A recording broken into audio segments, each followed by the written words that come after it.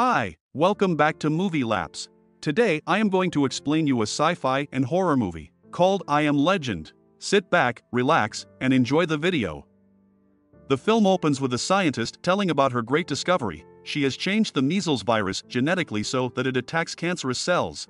She explains that all the cancer patients which her cure has been tested on have recovered so far. The scene jumps to 3 years later. We see New York City has become an empty and desolate place, devoid of human life. Grass covers roads and buildings, abandoned cars line the highways, and the city is silent. It seems that the apocalypse has arrived. Robert Neville is driving through the deserted city accompanied by Sam, his dog. A herd of deer leap across his path and he follows them, gives chase at speed in the car. He tries to shoot them and we realize it's a hunt. The deer split up and run down a road blocked with abandoned cars. Neville gives chase on foot, trying to hunt one deer down. As he rounds a corner he gets the deer in his gun sights only to be beaten to the kill by a lion that presumably escaped from the zoo. Robert is hesitant as to whether to shoot the lion and its family, who also enter the scene, or leave the deer to them. At this point Robert's watch alarm starts beeping and he leaves, taking Sam with him. We see Neville's home. It is the typical American detached house, but it looks as though it were in the middle of a war zone. Robert and Sam have had a seemingly normal evening, eating processed food and watching TV. After a bath, Neville shuts, locks and protects every door and window with massive steel shutters. He sleeps with Sam in a bathtub, rifle in hand, with sounds of screaming surround the home. He then dreams of how Zoe, his wife, their child, Marley, and Sam, as a puppy, try to leave New York. We see Robert dressed in a military uniform. He decides to stay in New York on his own in order to try to stop the virus, as he is a military doctor. The dream scene is interrupted by Neville waking to once again face his lonely reality. At his home, Robert starts his day with some exercise and goes down to the basement, where he keeps a small but high-tech laboratory. We see that he has been experimenting with a vaccine for the virus that has wiped out most of the human race. He's tried the vaccine, evidently only one of hundreds, on some mice in order to find a viable cure. All the mice act incredibly aggressive, except for one. Robert makes note of this mouse and deems that specific compound ready for human trials. Later, Robert goes to a video rental store where he talks to some mannequins he has set up, his only form of contact with the human form.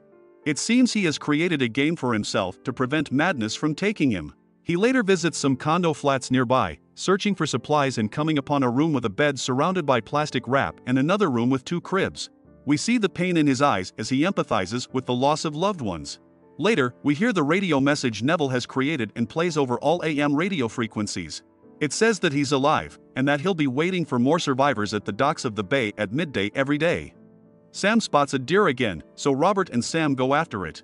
The deer runs into an old building at ground level, and Sam goes after it, although Robert has tried to hold Sam back. Robert enters the building as Sam will not return of his own accord. Carefully, Robert searches the darkened rooms. He finds the corpse of the deer and Sam, hiding under an old desk. An infected male then leaps out of the darkness to attack Robert and is shot dead. Both Sam and Robert start running away through the building. Some more of the infected appear and chase them. He fights them all and both are able to get out of the building.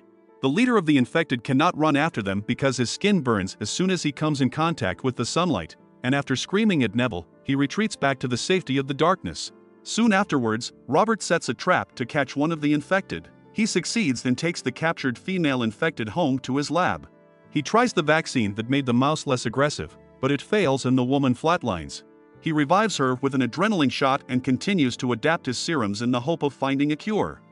That night, he again dreams of the past when his wife and child tried to leave New York in the chaos of its evacuation. He relives the panic and terror on the streets as the citizens of the city try to escape before the infected take control. Neville wakes again with a deeply sad face. The next morning, he remembers it's his birthday. When he goes to the video store, he finds his mannequins have been moved. During the night, the infected have set the same trap he organized for them the previous day. Neville is caught by the trap and passes out. When he wakes up, he is badly hurt, hanging upside down and bleeding. Sam is faithfully waiting for him. He cuts himself free finally just as dusk falls, but he falls on his knife and impales his leg. The infected leader then appears with infected dogs who attack Robert, but Sam defends him, who succeeds in crawling back to his car to retrieve a pistol, shooting the infected dogs dead. He looks over to see Sam collapse from a bite wound and picks her up and lays her in the car. When he gets home he puts Sam on a table and injects her with an experimental vaccine. The vaccine fails in helping Sam as Neville realizes her hair begins to fall out and she attempts to bite him, so he is forced to kill her by strangling her as she struggles in his arms. Tears stream down his cheeks as he says goodbye to his only friend. He then goes and buries her in the streets. In a grief-stricken rage, he decides to fight all the infected face to face. He drives his SUV at high speed into the hordes of infected who roam the streets at night. He nearly runs off the end of the pier and crashes. The infected overturn his SUV. Just as he is about to die, a bright light shines on him and he blacks out. While blacked out, he has dreams about the past once more.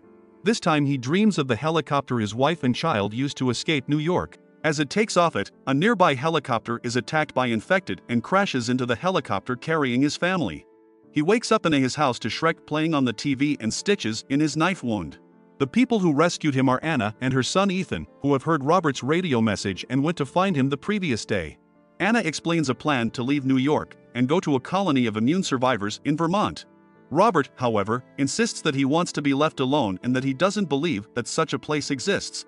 Later that evening, Robert realizes that the infected are attacking the house. The previous night they had followed Anna back when she rescued Robert. Although Robert's home defenses are comprehensive, the infected are so great in number they breach the shutters and make their way into the house.